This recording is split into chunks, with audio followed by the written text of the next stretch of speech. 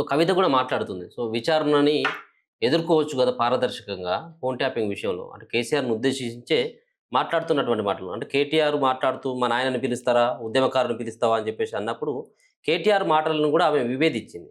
పోతే తప్పేంటిది? ఎవరైనా గాని విచారణ ఎదుర్కోవాల్సిందే కదా! అని చెప్పేసి ఆమె మాట్లాడినటువంటి మాటలను ఏ విధంగా మనం అర్థం చేసుకోవచ్చు? నిజంగా అంత కోపం కేసీఆర్ పైన ఉంది అని చెప్పేసి అనుకోవచ్చా? ఇన్ని రోజుల పాటు కొంత కేసీఆర్ పట్ల కొంత సానుభూతి చూపెట్టింది. ఎప్పుడు కూడా ఆయన విమర్శించినట్టుగా మనకు ఎక్కడ కూడా కనపడలే. అవసరమైతుంటే ఇండైరెక్ట్‌గా కేటీఆర్ అన్నది ప్రత్యక్షంగా గుంటనక్క గుంపు మేస్త్రి అని చెప్పేసి వాళ్ళని కూడా విమర్శించింది. కానీ నిన్న ఆమె కేసీఆర్‌ని ఉద్దేశించి మాట్లాడినటువంటి మాటలను బట్టి ఏం అర్థమైతా ఉన్నది? ఉన్న ఉన్న విషయం చెప్పింది. ఎవడైనా పోవాల్సిందే. Before law everybody is same అనేది అని చెప్పింది. ఏమైతుంది కేసీఆర్ పోతే కేసీఆర్‌ని కొడతారా? తిడతారా? హ్మ్. మీరే కదా ఇప్పుడు మీరు ముచ్చమటలు పట్టించేటోళ్ళే కదా అయ్య కొడుకులు. కేసీఆర్ అయినా మేమే రివర్స్‌లో పంచులేసినామంటారు కదా! హ్మ్. మరి పంచులేసేటోళ్ళు ఎందుకు పంచ నడుపుకుంటుర్రు అంటున్నా నేను. ఆమె కరెక్టే చెప్పింది. ఆమె పైన జరిగినప్పుడు చక్కగా వెళ్ళిపోయింది కదా! హ్మ్. జైలుకి పోయింది కదా! వచ్చింది కదా! మీకెందుకంత భయం? హ్మ్. మీ నాయన ఉద్యమకారుడైతే? ఉద్యమకారులైతే గిదేనా? ఉద్యమకారులు మీరెందుకైతారురా భయ్? హ్మ్. ఉద్యమకారులు బయటున్నారు. అడక్క తింటారు. ఉద్యమకారులు అమరులైరు. మీరు ఉద్యమకారులు ఎందుకైతారు? దందాలు చేసేటోళ్ళు గ్యాంగ్స్టర్ డాన్లు మీరు. మీరు కద్దరేసుకున్న కంత్రినా కొడుకులు మీరు. మీరేం పని చేసిర్రు? దోసుక తినలే తెలంగాణని? ఏడికెళ్ళి వచ్చినాయి పైసలు? సరే ఏ స్టాక్ మార్కెట్లో పెడితే వచ్చినాయో చెప్పరాదు. నీకు ఇంత డబ్బులు ఎక్కడికెళ్ళి వచ్చినాయి మీకు? తెలంగాణ ప్రజలకు ఓపికనా మరి మనకెందుకులే అనుకుంటురా? లేకపోతే నాకు అర్థం కాదు. కానీ ప్రజాధనం ఇంత దారుణంగా పోతుంటే దొంగల్ని విచారణకు రమ్మంటే గులాబీ పూలు చల్లుతురు ఒక్కొక్కడు. హ్మ్. ఏం దౌర్భాగ్యం ఇది? ఖచ్చితంగా కవిత గారికి నేను ఈ విషయంలో సపోర్ట్ చేయాల్సిందే. ఎవడైనా విచారణకు రావాలంటే రావాల్సిందే. ఆమె వేయింది కాబట్టి వీళ్ళు కూడా విచారణకు పోవాల్సిందే. సో ప్రతి ఈ మీటింగ్‌లో, ప్రతి ప్రెస్ మీట్‌లో గూడా టార్గెట్ ఆమెది ఒకే వ్యక్తి పైన, అది హరీష్ రావు పైన టార్గెట్‌గా కనబడుతుంది. సో ఆమెకు వ్యక్తిగతంగా ఆయన పైన కక్ష అనుకోవచ్చా? నిజంగా గూడా రాజకీయంగా ఈమెను సమాధి చేసేందుకు మరి వెనకబట్టి హరీష్ రావు మరి కేసీఆర్‌తోని చెప్పి ఏమైనా ఇంకా వెనకబట్టి ఏమైనా తెర వెనుక రాజకీయాలు ఏమన్నా నడిపిండు కాబట్టి కవితకు తెలవడం వల్ల హరీష్ పైన ఈ విధమైనటువంటి వ్యాఖ్యలు చేస్తుందా? అసలు మొదటి నుంచి వీళ్ళిద్దరి మధ్యన విభేదాలు ఉండేటియా? అసలు ఎందుకని చెప్పేసి పదే పదే మాట్లాడుతా ఉంది. హరీష్ రావుని గురించి తీస్తూ అది గుంటనక్క అని చెప్పేసి మాట్లాడుతున్నటువంటి మాటలు ఎట్లా అర్థం చేసుకోవచ్చు మనం? అంటే అంతర్గత విభేదాలు మనం చూడలేదు, మనకు తెలియదు. కానీ ఎప్పటి నుంచో ఉంటే తప్ప ఈ తారాస్థాయికి అంటే హరీష్ రావు అనేటోడు ఉడుము జొర్రినాడు, జొర్రిండు బీఆర్ఎస్లా.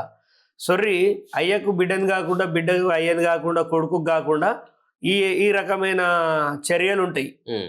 హరీష్ రావువి. ఆమె చెప్పే దాంట్లో నేను ఏకీభవిస్తా. ఈయన చేసింది, ఈయన కథలేంది, ఈయన ఏ రకంగా వాళ్ళని హింసించాడు అనే దానిపైన అయితే నాకు క్లారిటీ ఉంది. హరీష్ రావు అనేటోడు విషపురుగు అని నేను ఎప్పటికెళ్ళో చెప్తున్నా. కవిత కంటే ముందుకెళ్ళి చెప్తున్నా. హ్మ్. ఇవాళ కొత్తగా చెప్తా నేను. ఆడు గుంటనక్క, మోసకారి, నమ్మొద్దు, బీజేపీలోకి పోతాడని ఫస్ట్ చెప్పింది నేను. హ్మ్. హరీష్ రావు వాళ్ళ మనుషులు ఏం మాట్లాడుతున్నారండి ఇవాళ కవితను పట్టుకొని? మరి కొంచెమైనా సిగ్గుండాలి ఆ పార్టీ నాయకులకు. మొన్నటిదాకా అక్క అక్క అని వెనక తిరిగిన వాళ్ళకి సిగ్గు లేదా? ఏం మాట్లాడుతున్నారు చూసిరా? ఫేస్బుక్లో హరీష్ రావు మనుషులు పెడుతురు. హ్మ్. హరీష్ రావు మనుషులు సిద్దిపేటలో కవితను బండబూతులు తిడుతురు. అరే ఆడపిల్ల ఎవరైనా కానీ, హ్మ్. ఎవరైనా కానీ, బీఆర్ఎస్ కానీ, బీజేపీ కానీ, కాంగ్రెస్ కానీ కొంచెం మర్యాద ఉంటుంది. తనకు కుటుంబం ఉంటుంది, భర్త పిల్లలు ఉంటారు. హ్మ్.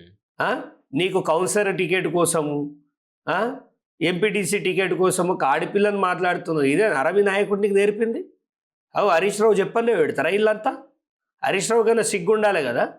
హరీష్ రావు చెప్పాలి కదా, ఇట్లా పెట్టకూర్రా, ఇట్లా పెట్టే నన్ను సుప్రీంకోర్టు దాకా లాగారు. హరీష్ ఎందుకున్నాడని చెప్పేసి అనుకోవచ్చు. హరీష్ కనీసం హరీష్ ఇన్ని సార్లు ఆమె విమర్శించినప్పుడు ఇక్కడ కూడా ఆయనే వీటిని పట్టించుకున్నట్టుగా కనబడ్డాడు. ఇక్కడ కూడా బహిరంగంగా ఆయన నన్ను ఎందుకు అంటున్నావు అని చెప్పేసి అందుకే కదా గుంటనక్క అంటుంది. అందుకే గుంటనక్క అంటుంది. గుంటనక్క వేషాలే ఉంటాయి. ఆయన ఏం చేయడు, ఆయన మనుషులతోటి చేపిస్తాడు. ఇవాళ సిద్దిపేటలో ఆమెని చాలా ఆమె క్యారెక్టర్ అసాసినేషన్ జరుగుతుందండి. కేసీఆర్ బిడ్డ కనీసం మీ బాస్ బిడ్డరా బాబు, ఆ గౌరవం అనియండి. నువ్వు నగలెత్తుకొచ్చి నువ్వు బంగారం అయితే పీకి రా రోజు. ఏం పద్ధతి ఇది? ఒక ఆడపిల్లను అంటే బీఆర్ఎస్ వాళ్ళ జోలికి వస్తే తల్లి చెల్లి అని కూడా చూడరు. ఎవడైనా వాళ్ళకి పవరే మెయిన్ సెంటర్. సో ఇవాళ కవితను అసాల్ట్ చేస్తుంది, హరాస్ చేస్తున్న పద్ధతి చూస్తుంటే హరీష్ రావు రాను రాను ఇంకా కవిత పైన దాడి పెంచుతాడు. అవసరమైతే ఎంత దుర్మార్గానికైనా, అంటే ఇంకొకసారి బీజేపీతో ములాఖాత్ అయినా ఆమె కేసు నిలబెట్టి గెలికే పరిస్థితి అయితే ఉంటుందని మీరేమో హరీష్ రావు ఏమో బీజేపీ వైపు చూస్తున్నాడు అనేది మీ భావన. కవిత కూడా ఒక మాట అంటుంది ప్రతిసారి కూడా, గుండనక్క గుంపు మేస్త్రి ఒకటే, వీళ్ళిద్దరు కనుసన్నల్లోనే ఈ వ్యవహారం అంతా నడుస్తున్నది అంతా కూడా అని చెప్పేసి ఆ పార్టీతోటి ముఖ్యమంత్రి రేవంత్ రెడ్డితోటి ముడిపట్టి ఆమె చాలాసార్లు మాట్లాడినటువంటి మాటలు మనం చూస్తూ ఉన్నాం. నిజంగా అటువంటి ఇదే నడుస్తూ ఉందా? కేవలం ఈ ఫోన్ ట్యాపింగ్ విషయంలో రేవంత్ రెడ్డితో హరీష్ ములాఖత్ అయిపోయి జస్ట్ ఏదో ప్రజల దృష్టిని మరల్చడం కోసం మాత్రమే జరుగుతుంది అనుకోవచ్చా? అటువంటిది ఏమైనా ఉంది ఖచ్చితంగా. రీసెంట్గా బీఆర్ఎస్ అన్ని పేజీల పైన కేటీఆర్, కేసీఆర్, హరీష్ రావు ఫ్యాన్ పేజెస్లలో చక్రధర్ గౌడ్ బొమ్మేసుకున్నారు. ఏమని వేసుకున్నారంటే, ఏ పార్టీలో కానీ పదవి రావాలన్నా, కాంగ్రెస్లో కానీ బీజేపీలో బీఆర్ఎస్లో ఏ పదవి రావాలన్నా హరీష్ రావు దయ ఉంటూ వస్తుంది అని నేను చెప్పిన. మీకు సిగ్గుశరం ఉందా అంటే దాని అర్థం ఏంది? మీవాడు అందరితో ములాఖ అవుతాడు, కోవట్ అని చెప్పిన నేను. ఎవడు చదువుకోడు ఆ పార్టీలా, ఎవడు చదువుకోడు, ఏది చెప్తే అదే వేసుకోవాలి. అదే కవిత చెప్పింది. కాంగ్రెస్ తోటి ములాఖాత్ అయిండు. నేను గతంలో కూడా చెప్పిన, ఈ మధ్య బాతాల పోషెట్టి బాగా ఎగురుతాడు, కోవట్లు ఉన్నారు కాంగ్రెస్లోనే, కోవట్లు ఉన్నారు, ఒక ఎల్మోడు కోవట్లు ఉన్నారు అని ఎగురుతాడు. అరే బాబు, నేను ఎప్పుడు చెప్పిన కోవట్లు ఉన్నారని? ఇదే మనతో వెలుగులో ఏడా ఇక్కడ చెప్పలే, అమీర్పేట ఆఫీసులో ఉన్నప్పుడు చెప్పిన కాంగ్రెస్లో కోవట్లు ఉన్నారు అని. అప్పుడు వినవాళ్ళే చెవులు. కాంగ్రెస్లో Harish Rao is the number 1. ఇక్కడ వాళ్ళతోటి సఖ్యత.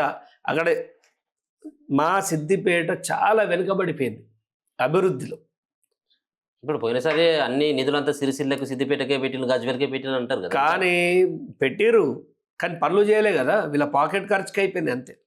ఎక్కడ కూడా సిద్దిపేట అభివృద్ధి జరగలేదు. బయట అభివృద్ధి అంటే ఏంటండి, మనిషి వ్యక్తిగతంగా అభివృద్ధి చెందాలి, అతనికి పని చేసుకోవడానికి సోర్సెస్ క్రియేట్ చేయాలి, లోన్స్ క్రియేట్ చేయాలి. అలా జీవన స్టాండర్డ్స్ని, ఏదైతే లివింగ్ స్టాండర్డ్స్ని పెంచితే అభివృద్ధి అంటారు. కానీ గోడ దగ్గర రంగెత్తాడు, గోడ మీద నాకుతాడా మీరు ఎప్పుడు? సో ఇలాంటి అభివృద్ధి కాదు. బీఆర్ఎస్ గవర్నమెంట్లో ఉన్న వాళ్ళని, అప్పుడున్న రాజకీయ నాయకులను 1000 సార్లు ఉరిదిస్తుంది. చైనా అయితే బతికుండగా 1000 సార్లు ఉరిదిస్తుంది ఒక్కొక్కరి. హరీష్ రావుని అయితే ముక్కలు ముక్కలు చేస్తుంది ఆయన చేసిన పాపాలకి.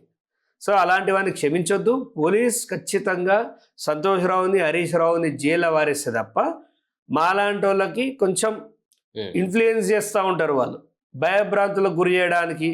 ఇట్లా 1000 మంది అట్లా 1000 మంది అనేది కొద్దిగా దీన్ని కన్సిడర్ చేయాలి సిపి సజ్జనార్ గారు. ఇట్లాంటి వాటిని ముందు ఎంకరేజ్ చేయొద్దని కోరుకుంటున్నాం.